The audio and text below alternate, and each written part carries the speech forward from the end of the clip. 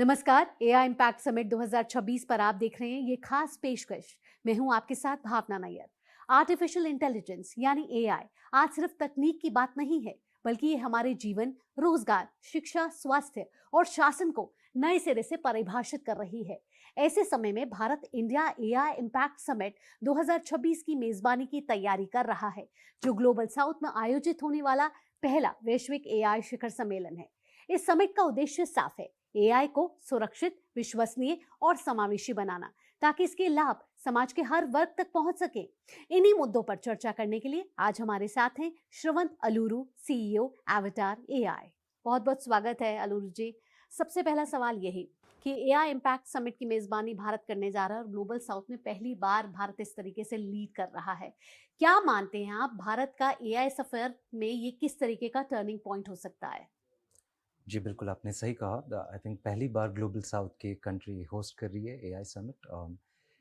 और मुझे लगता है कि ये एक बहुत ही ऐतिहासिक मोमेंट है, क्योंकि अगर हम माननीय प्रधानमंत्री जी की जो दी गई मार्गदर्शन है, विकसित भारत 2047, उस नज़रिए से देखें तो हमें रियलाइजेशन ये होगा कि एआई अगले 10 साल में बहुत इम्पोर्टेंट भूमिका प्ले करने वाला है। इनफैक्ट हमारे डिस्कशंस में हम कहते हैं $1 ट्रिलियन जीडीपी कंट्रीब्यूशन 2035 तक। एंड उस दायरे से काफ़ी इम्पोर्टेंट होगा भारत को कि वो एआई में लीडरशिप दिखाए।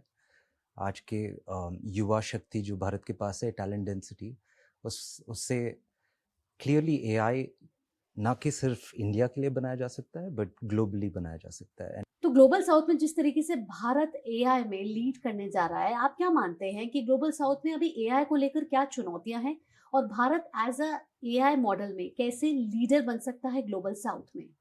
जी, चुनौतियाँ तो बहुत सारी हैं। कंप्यूट एक चुनौती है, डेटा एक चुनौती है, और फिर इंटेलिजेंस एक चुनौती है। अम, और आप अगर इंडिया एआई मिशन देखें तो उसमें मॉडल्स उस इंटेलिजेंस को टैकल कर रहा है।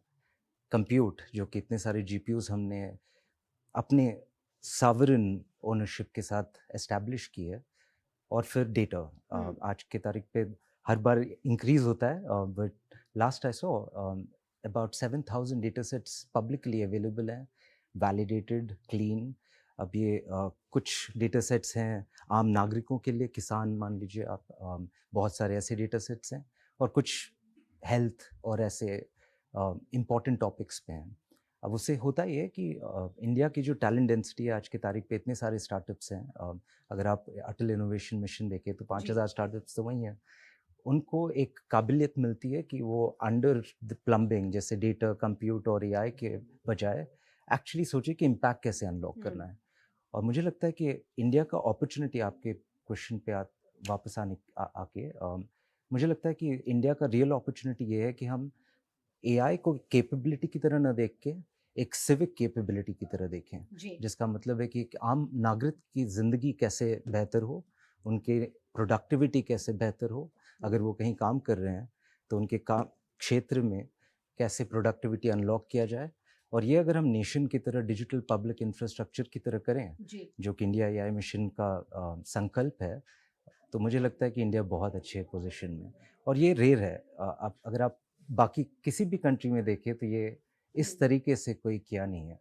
और मुझे लगता है इंडिया ने यूपीआई में, आधार में ऑलरेडी अपना ये काबिलियत ग्लोबल स्तर पर दिखाया है, और मुझे लगता है एआई नेक्स्ट होगा। बिल्कुल। आपने यूपीआई की बात करी तो प्रधानमंत्री नरेंद्र मोदी भी कहते हैं कि जिस तरीके से हमने भारत में एक डिजिटल इंफ्रास्ट्रक्चर खड़ा किया है, अब वक्त आ चला है कि हम इंटेलिजेंस इंफ्रास्ट्रक्चर को भी खड़ा करें। साथ ही आप बात कर रहे हैं स्टार्टअप्स की, तेजी से बढ़ रहा है भारत एआई स्टार्टअप्स में, लेकिन चुनौती यही है कि डेटा को कैसे सुरक्षित किया जाए। एज एवाटार एआई के सीईओ, जो स्टेट से सेंट्रल वर्कफ्लोज और सेंट्रल इंटेलिजेंस में काम करता है, आप क्या मानते हैं इन सभी अगर मुद्दों को लिया जाए तो भारत का अभी क्या रोल बनता है, क्या दायित्व बनता है कि वो एज अ लीडर और एज अ एआई मिशन को आगे बढ़ा सके? जी, आई थिंक रियल अपॉर्चुनिटी भारत के पास ये है कि हमारे पास एक पॉपुलेशन है जो कि लार्जेस्ट है वर्ल्ड में, और उस पॉपुलेशन में मैथ्स और साइंस के फाउंडेशंस काफ़ी स्ट्रॉन्ग हैं। तो हमारे पास ऐसी टैलेंट भी है इन हाउस, इंटरनली, जो कि एआई को न समझ सके बल्कि एक्चुअली उसको आगे ले जा पाए। जी। अब उस प्लेटफॉर्म पे मुझे लगता है कि भारत का रियल अपॉर्चुनिटी ये होगा कि हम एक्चुअली रियल यूजेबल इंटेलिजेंस, इसका मतलब है कि किसी को अगर एआई के कोडिंग ना पता हो या डेटा का प्रॉब्लम ना पता हो, बट फिर भी अगर वो अपनी अपनी ज़िंदगी में, अपने काम कार्य क्षेत्र में अगर वो एआई को एक मल्टीप्लायर इफेक्ट बना पाएँ कि आज मैं एक दिन में इतना काम कर पाता हूँ, अगर मैं कल एआई के का फ़ायदा उठाते हुए 10 गुना कर पाऊँ, तो वो जीडीपी जो है मल्टीप्लायर बहुत स्ट्रॉन्ग होगा। दूसरा, डेटा, आपने बहुत अच्छा क्वेश्चन पूछा। शुरुआत में परफेक्शन एआई में शायद होगा नहीं, हमें शुरुआत करनी पड़ेगी, लेकिन हर यूसेज से, ये जो आप सेंट्रल इंटेलिजेंस की बात कर रहे थे, एआई आज ह्यूमन से सीख सकता है और शुरुआत हो सकती है कि 80% एक्यूरेसी, जिसका मतलब है कि आज मैं अगर वन टाइम्स प्रोडक्टिविटी कर रहा हूँ तो मैं 5 गुना कर पाऊंगा विद 80% एक्यूरेसी, या 5 में से 4 कार्य एआई कर लेगी और एक में मुझे करना पड़ेगा। अगर वैसा कोई शुरुआत करें जो कि परफेक्ट नहीं है, जी। बट हर एक यूसेज के साथ डेटा एक्यूमुलेट होगा, और एज ए नेशन अगर ये डिजिटल पब्लिक इंफ्रास्ट्रक्चर पे हो तो डेटा अपना होगा, हमारा कंट्रीब्यूशन होगा उस डेटा को दुनिया के एवरेज लेवल से आगे ले जाने का, और वो डेटा इंटेलिजेंस में कन्वर्ट करने के लिए रेडी होगा। एंड मुझे लगता है वैसे ही जीत होगी। आपने सही कहा, data first, intelligence thereafter, and last I would say trust. आपने एक बहुत इंपॉर्टेंट पॉइंट उठाया भावना जी। एआई में ट्रस्ट बहुत इंपॉर्टेंट है क्योंकि एआई गलतियां कर सकता है। एआई में फाउंडेशनल मॉडल्स कोई भी उठा लीजिए आप, एक्यूरेसी 90x% होगा, जिसका मतलब है कि 100 माइनस 90x% वो गलतियां कर सकता है। जी। तो शुरुआत शायद ऐसे करनी पड़ेगी कि हमें मिशन क्रिटिकल कार्यों में ह्यूमन को रखना पड़ेगा, and eventually over time human शायद बड़ी चीज़ें करते रहें, और एआई जो ग्रंट वर्क है, जो रिपीटेटिव वर्क है, वो उनकी प्लेट से हटाता रहे। मुझे फ्यूचर वैसा बनता हुआ दिख रहा है। बिल्कुल। लेकिन अगर बात करें एक आम आदमी की, तो एक आम आदमी आजकल डरा हुआ है एआई से। डरा इसलिए हुआ है कि क्या एआई के आने से, एआई तो पहले से ही है, लेकिन एआई के और विस्तार से क्या नौकरियां कम हो जाएंगी? और साथ ही भारत सरकार हमेशा कह रही है कि एआई तकनीक जो है वो हमारा साथ देने के लिए, नौकरियां कम करने के लिए नहीं है। तो is it like scaling up और स्केलिंग अप? जी, वेरी गुड क्वेश्चन। आज के जॉब्स करंट डेफिनेशन में शायद चैलेंज होंगे, लेकिन इसका मतलब ये नहीं कि ह्यूमन जेन्युइनिटी को एआई रिप्लेस कर देगा। वो मुझे लगता है कि अभी उस लेवल का आर्टिफिशियल जनरल इंटेलिजेंस दिख तो नहीं रहा, मे बी 10 साल बाद। बट आज की तारीख पे रियल अपॉर्चुनिटी ये है कि हम एआई प्लस ह्यूमन को कैसे एक्टिवेट करें, जिसका मतलब है हर ह्यूमन को अपने पुराने दायरों से बाहर निकल के एक नए ओपन माइंडेड अपस्किलिंग जर्नी करनी पड़ेगी। जो कल हम स्कूल में सीखते थे उनमें से काफ़ी कुछ आज एआई कार्य क्षेत्र में कर लेगा, जिसका मतलब है कि एजुकेशन से लेके अपस्किलिंग तक हमें एक और बार रिविजिट करना पड़ेगा अगले 10 सालों में। हाँ, डर लगता है लोगों को क्योंकि वो ब्रेन को चैलेंज कर रहा है इस बार, बॉडी को नहीं। और ब्रेन हमारा पावर रहा है civilisationally, but I think AI plus human will make a human brain superhuman, and मुझे वो फ्यूचर ज़्यादा रियलिस्टिक लगता है। और एआई इम्पैक्ट समिट जब आने वाला है तो बहुत सारे देश इसमें अपनी भागीदारी देने वाले हैं। कैसे सभी ये देश मिलकर, जिसमें भारत भी एक लीडर के तौर पर आगे बढ़ता हुआ नजर आ रहा है, और प्रधानमंत्री नरेंद्र मोदी का भी ये विजन है, कैसे ये सारे देश मिलकर दुनिया के लिए एक बेहतर एआई इकोसिस्टम खड़ा कर सकते हैं? मुझे लगता है एआई में भी ऐसी एक अपॉर्चुनिटी आएगा जहाँ पे आम नागरिक की तरह से देखें तो लेट्स थिंक ऑफ अ किसान। अगर किसान को लें, उनको कब बीज सो करना है जी। उस पे वेदर का एक इम्पैक्ट है, और हमारे पास इसरो सैटेलाइट्स हैं जो वेदर का डेटा लेके प्रेडिक्ट कर सकती हैं। अब एक ऐसा इंटेलिजेंस बनाए जो जिसे हम यूएआई कहते हैं, यूनाइटेड एआई इंटरफेस। ये इंडिया एआई मिशन का एक संकल्प है कि सारे मॉडल्स, डेटा, कंप्यूट, इन सबको जोड़ पाएं और उसको आम नागरिक तक ले जाते वक्त ऐसे सिंप्लीफाई कर पाएं कि एक किसान अपने गुजराती में एक ऐप से बात कर रहा है कि ये रोप सो करना है मुझे, और कितना टाइम देना चाहिए, ये सही वेदर है क्या, और ये सीड सही है क्या, या कोई और प्लांट बेटर है।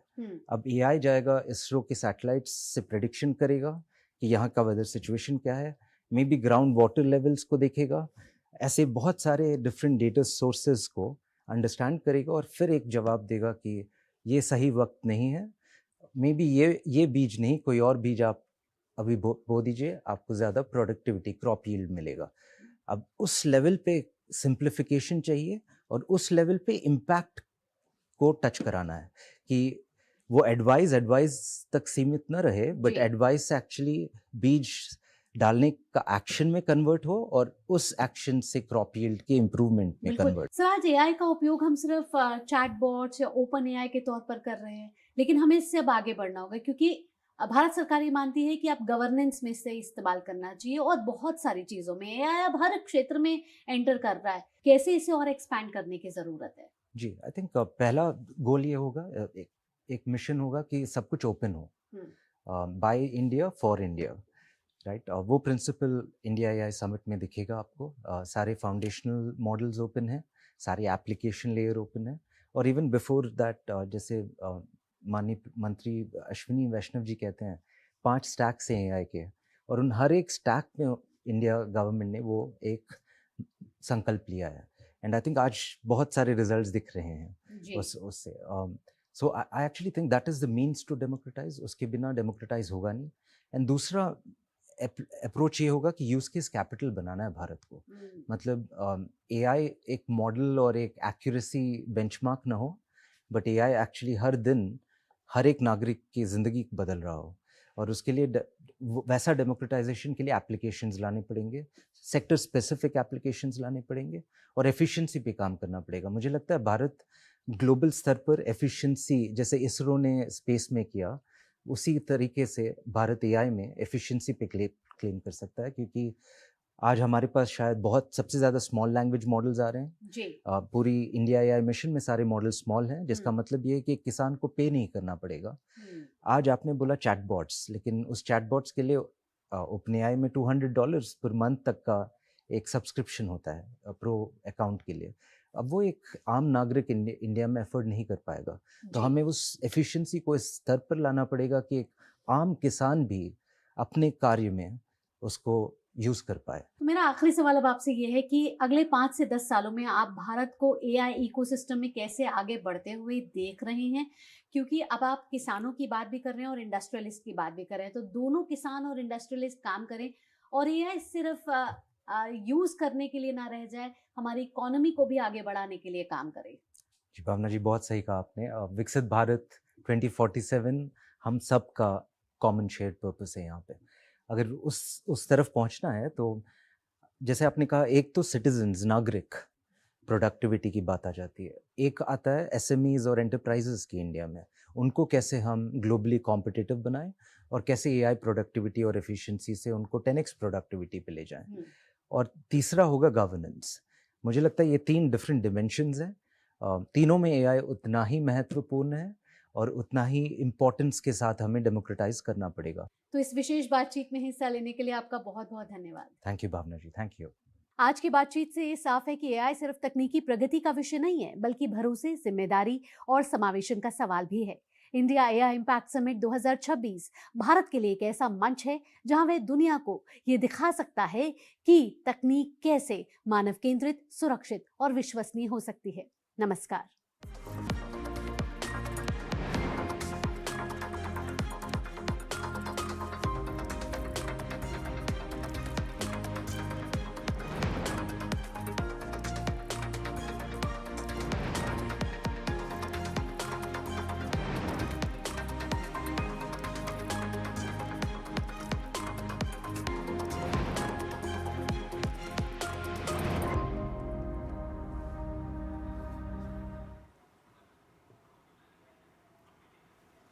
तो इंडिया एआई इम्पैक्ट समिट से जुड़ा हुआ